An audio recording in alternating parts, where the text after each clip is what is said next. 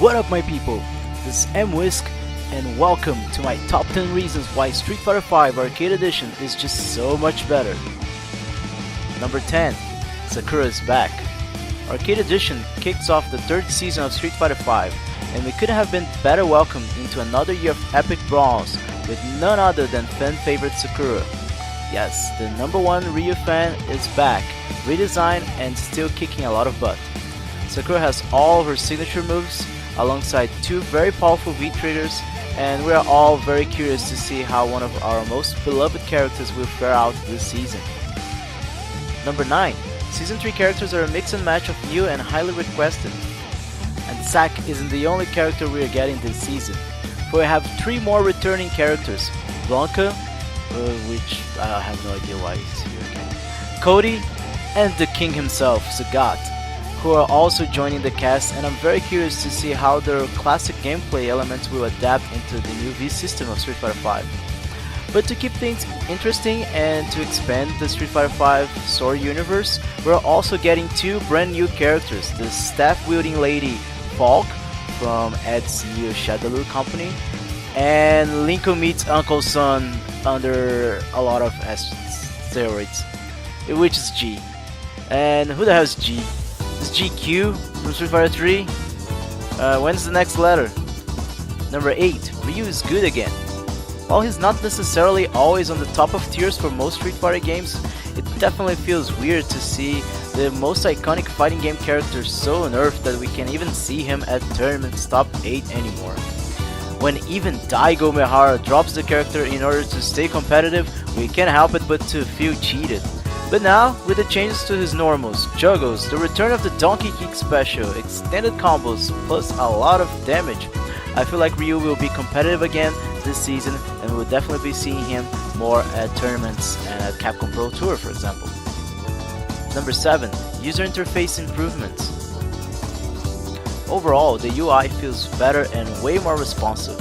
But most importantly, and one of the weirdest absences in Street Fighter V, the option for the second player to restart a match was finally added back.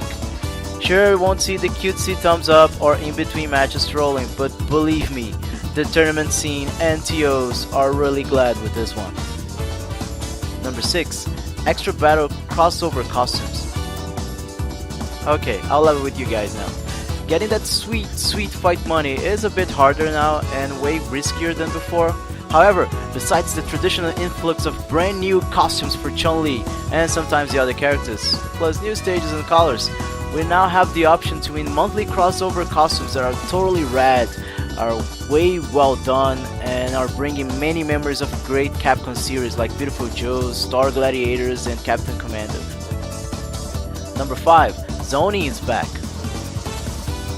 After the nerfs to most anti-air jabs, buffs to jumping heavy attacks, and buffs to proper anti-air normals, the neutral game is leaning towards more careful jumping, and certain characters can definitely go for the classic zoning gameplay of yore, with some fireballs even getting better recovery. Street Fighter V sure is still a very aggressive game, but it's nice to see the scales evening out a bit. Number 4. UV triggers to freshen up the meta.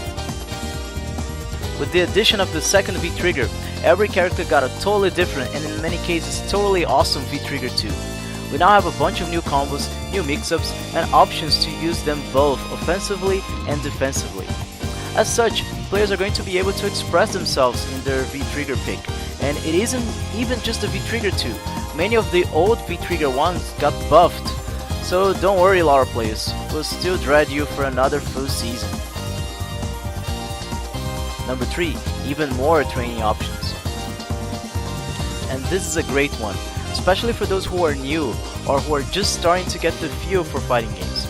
Arcade Edition is taking notes from games like Skullgirls and is giving us the option to check the frame data of moves and the frame advantage between fighters. This is a great tool to study your opponent's weaknesses and to improve your own game overall. It's a great addition to an already solid training mode. Number 2. Arcade mode. Okay, everyone and their mother asked for this one. And people like myself who are into the competitive aspect of fighting games, we usually gloss over modes like this. However, we cannot deny the importance they have for the biggest percentage of players. It's good for reviews, it brings in more people, and keeps the online healthy. And having over 200 unlockable artwork is always a good deal, and it's also a very good source of fight money. And number 1, it is finally a complete package. The biggest critique surrounding Street Fighter V was the fact that it felt super bare bones, and it was indeed the case, as the release felt, to say the very least, rushed. But now Arcade Edition has everything most people want in their fighting games. Many modes to spend time offline, a solid online community, replay lobbies and many multiplayer functions, balanced gameplay, and an overall fun package. Street Fighter V Arcade Edition is a big step in the right direction, and there are many surprises to come over the years, like a second chapter for the story mode, more classic stages, background music, Gil. Dude, I'm already hyped for Season 4. And there you have it. This is the reason I think this is a great addition to Street Fighter V. And I think 2018 is looking to be a very good year. What about you guys? Did you like AE or not so much? Do you want something else to be added to the game?